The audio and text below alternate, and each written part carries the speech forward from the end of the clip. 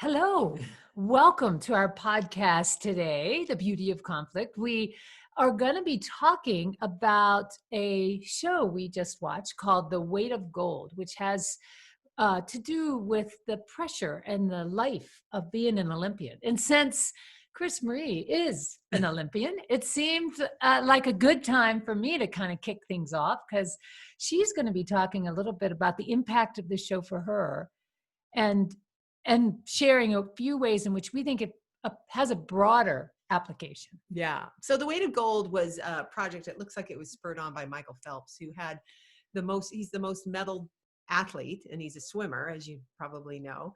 And after the games, he really struggled with drunk driving. I think some other addictions and depression, yeah. I'd say it's a combination. Went to a treatment center and got healthy, but still struggles with mental health issues. And the show has so many different Olympians on it, skaters and track and bobsledding and skate, or skeleton.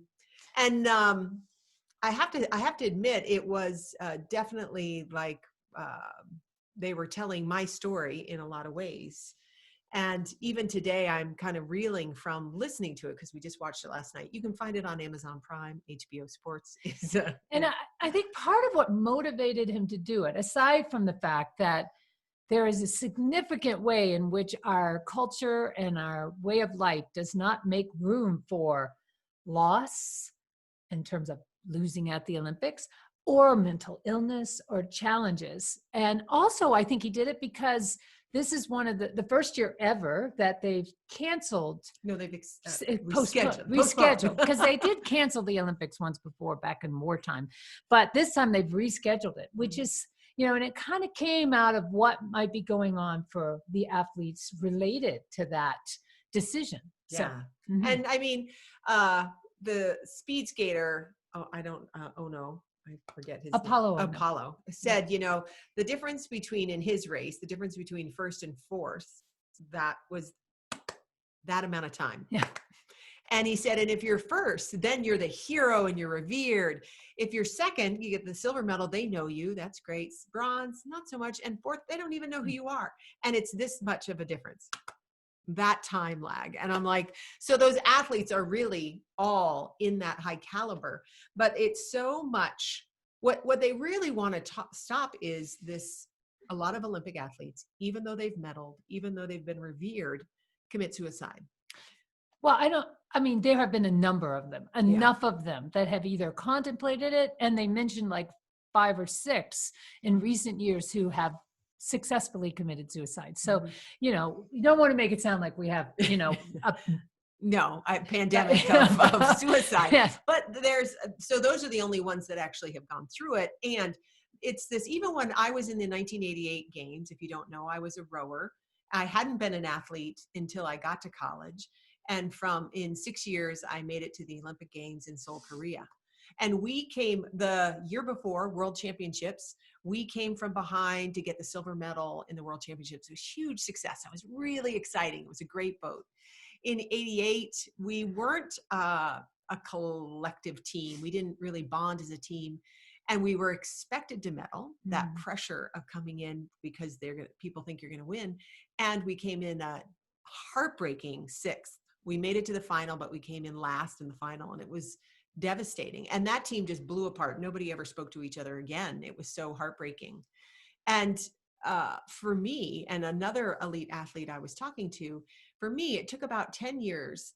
I kept trying to fix my back, and because I came back from a back injury, kept trying to fix myself. And it was about 10 years later where I basically had a nervous breakdown and found my way to Haven, where I started to actually feel my feelings and the grief, because nobody taught me how to feel my feelings really growing up. And so I just channeled it into a singular focus of working hard, making the Olympic team, making the Washington team, really. Because I think this, whether you could go to the Olympics, that's the pinnacle. Yeah. And what was sort of very clear in the stories from the show, but also what I know about your own story, is that pressure is mounting from a very early age. It's not just the Olympic win or loss. It's kind of like, like for you in your college career, it was never enough. A national championship wasn't enough. Well, even what you said before, it was mounting from younger in my, I decided how I was going to survive my dysfunctional family was to succeed, because the colonel, my dad, liked success. So I really subjugated my feelings, stuffed them down, focused on achieving no matter how hard. And I went from B's and C's, and I even had a D, to all A's. I had one B one year and then all A's thereafter. So that singular focus, drive, achieving was set. You just put rowing in front of me and I'm like, okay, I'm going to figure this out. Because I do believe you did talk about playing the flute was competitive yes. as well. So there's this piece, and you could see this showing up even with the Olympians in this show. For sure. Now, a lot of them were doing the same thing from the time they were 8 years old, but they each were talking about how a number of them, they never really thought they were good enough. No, they were fighting failure as opposed to seeing their success. I really appreciated too. Apollo Ono said this. He goes, no, I wasn't like, oh, I'm really great. He goes, I was always moving from a fear of failure, which was true for me. I was never good enough. Even when I won, it was like, okay, that's down the river. I've got nothing. I'm always starting from like, oh my God, am I going to survive? Am I going to stay in? And I've got to keep winning. And the pressure to do it more and more, it just mounted because we won 2 national championships. I was a stroke. I only lost 3 races in my entire career. One was at the Olympics. So the amount of pressure that an Olympian goes through, and the idea that, you actually become known as the Olympian. Yes. Or I remember when I first was introduced, it was the Chris Campbell. So you notice right away, Chris Campbell has become a noun. It's a very an object, and in a lot of ways, that's what these other Olympians were talking about. They are an object. They're an object that is. They didn't actually put that name on it, but that was very clear that they recognized I'm only like, who am I? I'm only as good as my performance. And that's who I am. And that definitely is the vein that I grew up in and then applied to rowing, is like, I'm nobody. It became very clear to set priorities. Rowing was number 1, school was second, and any relationship was third. I mean, that was very clear in my head. Now we are talking about this from the Olympic standpoint. And I really appreciated when Michael Phelps said, one of the reasons he's passionate about doing this is that they do have, we think of them as our heroes, Olympians, at the time when they're at the Olympic Games. They did point out that we usually quickly forget them. But the idea being that when they speak up and address something that is not getting addressed, it's a pretty important thing. Whether it's mental illness, whether it's the cost of this depression that comes after that. And they talk, I thought it was really well done in the video or the documentary. They talked about, you don't want to admit any weakness. If I hurt my back or whatever, they'd have all sorts of doctors to fix that. But if I said, well, gosh, I'm kind of suicidal, which I was before the games, I didn't tell anybody that, because that means I'm damaged goods. So my competitor, who is my teammate, could have a leg up on me, or, they're going to think, oh, well, let's just discount her. She's broken.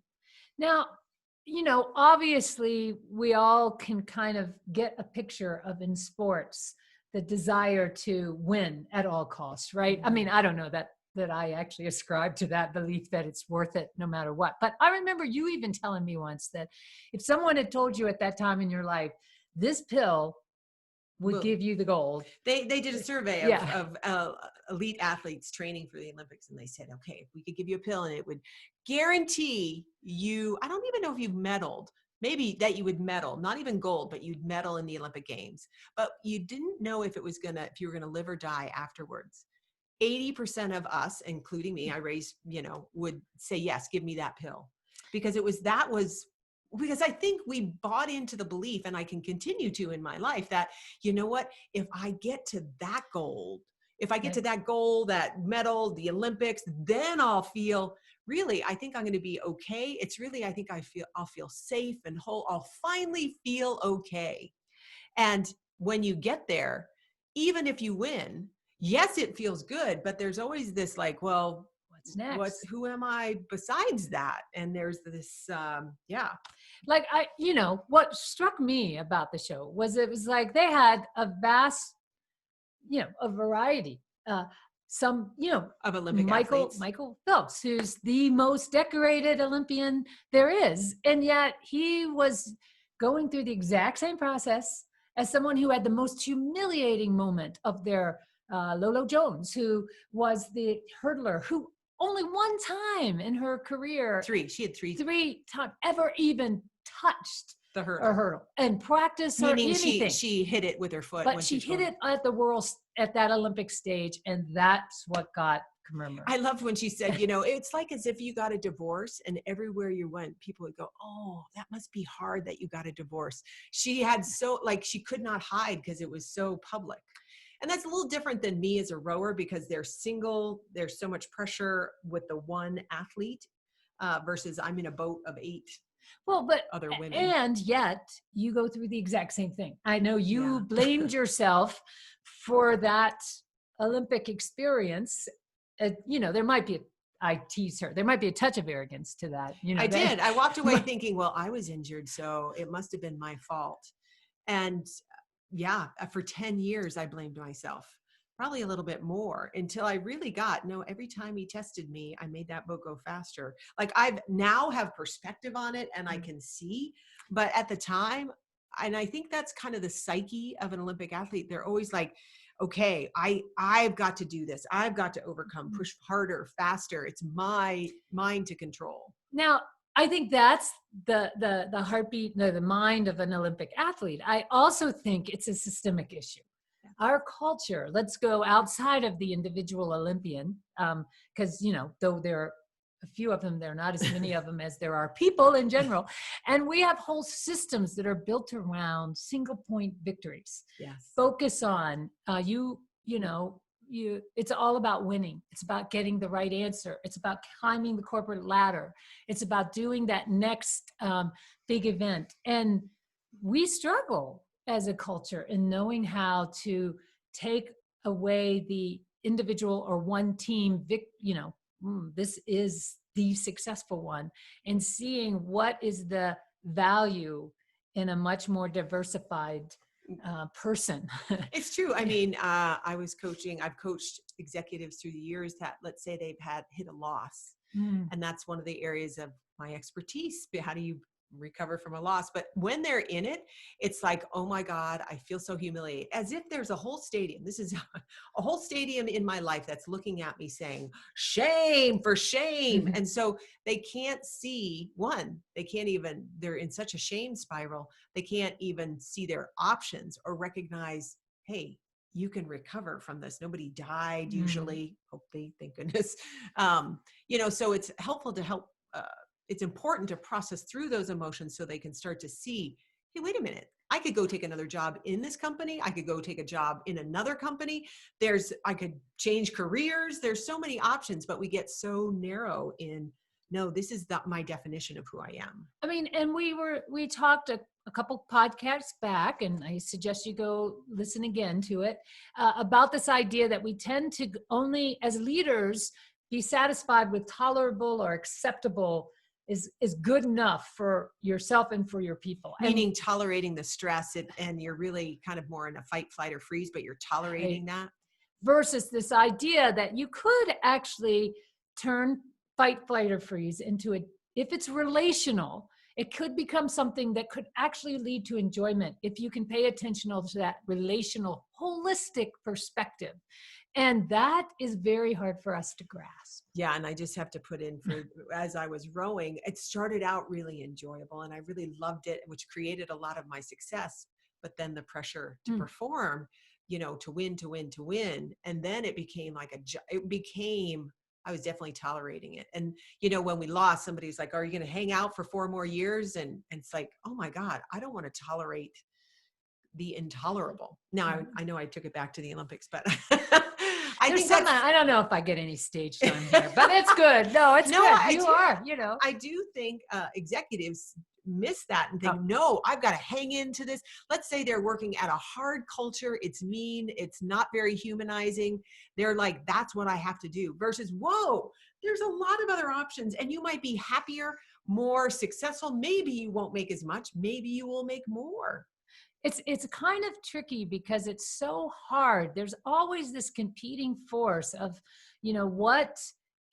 what do I need to be the best and live up to my fullest potential of who I am? Mm-hmm. And if you're within an organization or a business or a country, where might you give up your own sense of value, your own sense of worth for some bigger cause?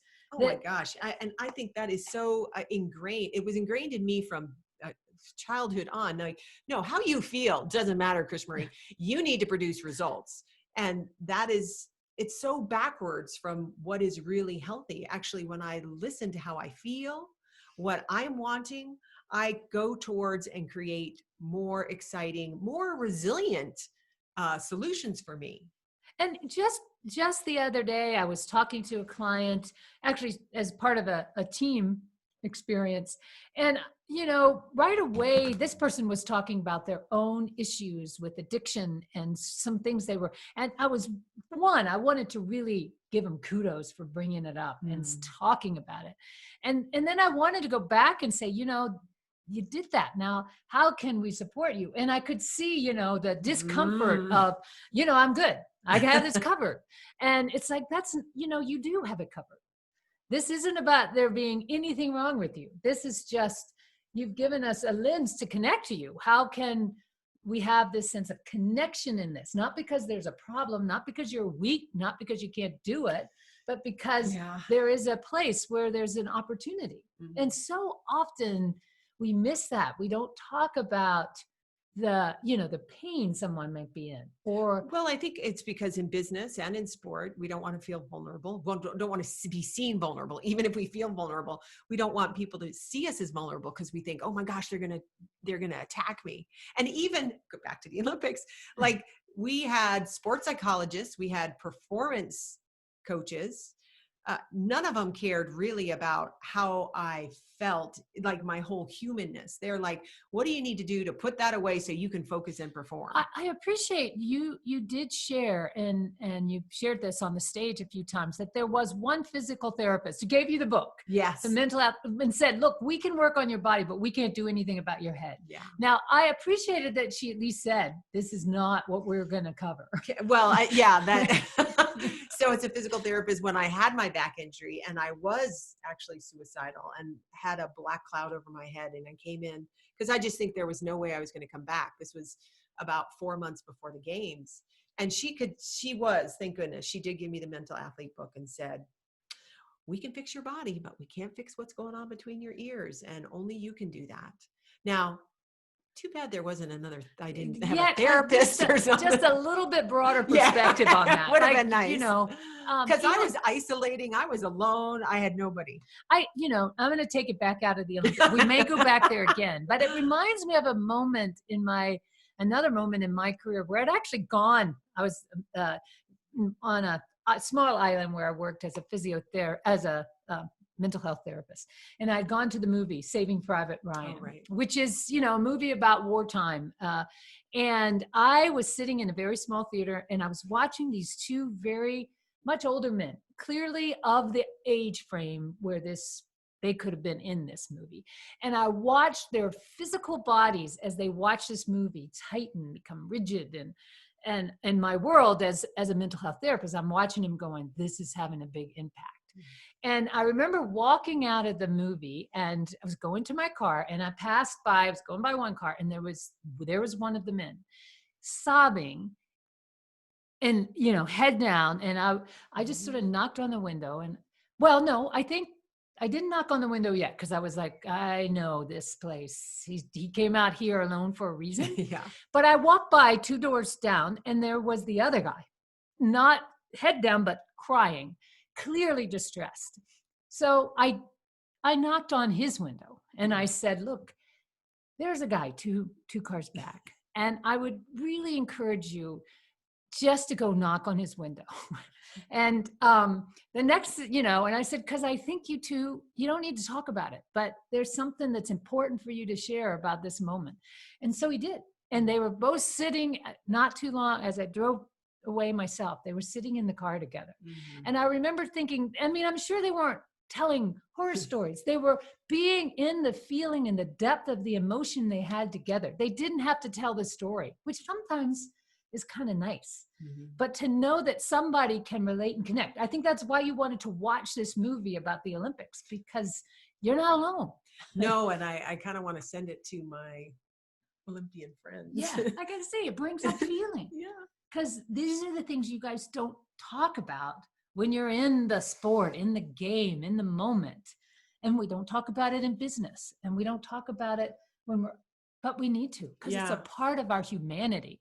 I mean, the story, one of the gentlemen that was in the movie, we thought he was still alive. He had committed suicide, and he had reached out, or they I don't know, I'm mixing it up, but he tried to talk to somebody, and the guy did the best he could, another teammate, but it was one conversation, and it was a little bit, and it was kind of like, oh, you're good, you're successful, you look good.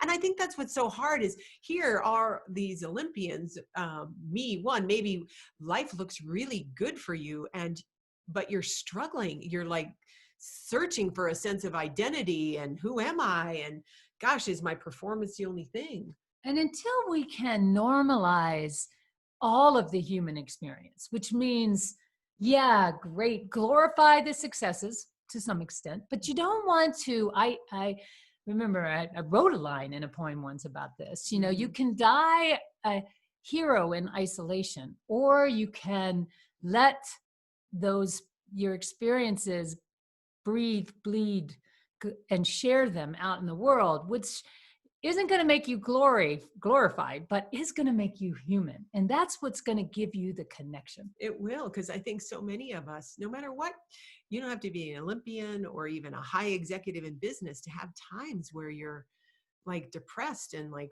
is this all there is? That's kind of like, really? Is this my purpose?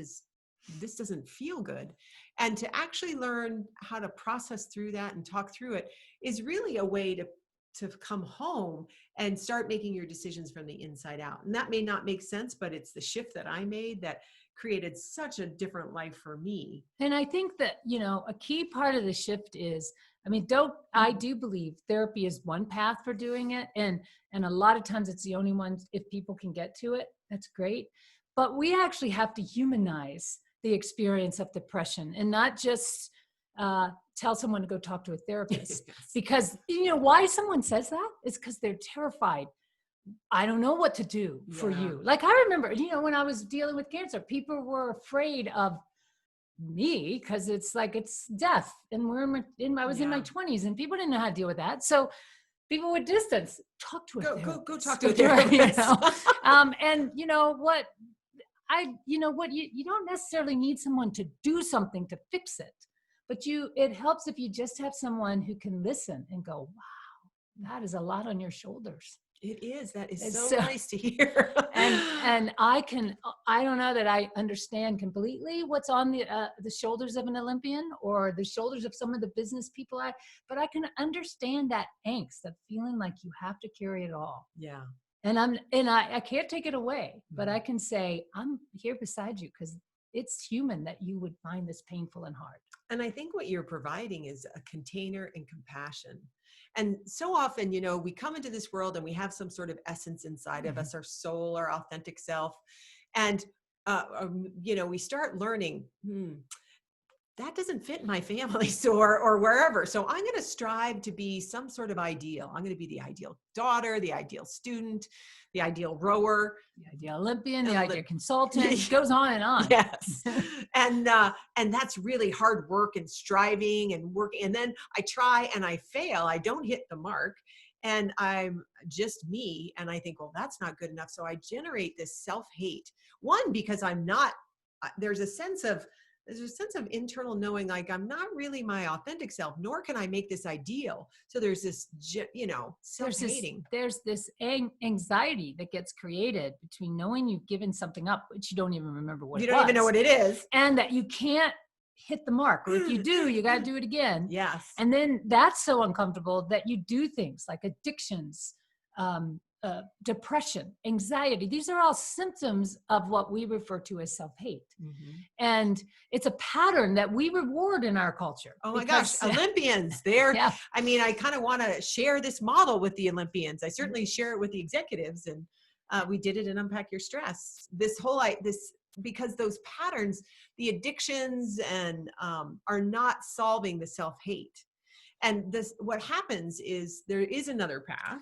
Yeah. And, so the other path is the path of self-compassion, which involves sort of finding a way to realize that you're good enough. You have just the way you are. Yeah. Even if I lost at the Olympics, I am still good enough. And usually this is the experience someone might have when they find that perfect therapist or someone who really listens to them. Or coach. They take a breath. Yeah. And they acknowledge it. They become aware, and then they actually acknowledge it out loud. And when that occurs in the presence of somebody who can hold, not fix, but hold for them, they have some sense of acceptance. And then there's an opportunity for them to make a different action and maybe even have some appreciation. That's where the whole idea of like, well, maybe I could get, if it's a business executive who's failed, well, maybe I could actually look at a whole different career. Maybe I could go to a small startup and be the, big fish in the small pond, or do something different, or, go back to school. Any of those things start to percolate, but only when you get out of that self-hating cycle and kind of have some more compassion, because self-compassion gives you a sense of space and like, oh, I am human. You can even laugh at yourself, and the key is, it's not that, because what can happen is you can glorify self-compassion. And then you actually are seeking that sense of like, I love myself and I'm going to go to my authentic self and that's going to be bliss. It doesn't work like no. We are all of these things. You're going to go back on the self-hate cycle. I mean, it still happens to me. Like whenever we have 2 books, each time we publish a book, I think, okay, this is it. We're going to be the New York Times bestseller. And we do it, and it's not that. And then I'm like, I lose a sense or of. Or even if we do make the #1 bestseller on Amazon, which we did. Yay! That was, no. I forgot that though, right? Yeah. So I forget it. It's got to be better, bigger, better, more. And companies do this. Human beings do this. So it's going to happen. And the idea is what Susan was saying, like breathing and becoming aware. Oh, there I am again.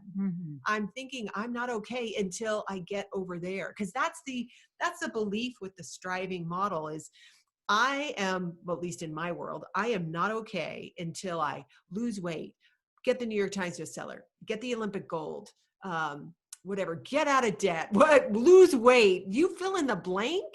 And that's, as soon as I get that, then I'm going to feel whole and complete and good.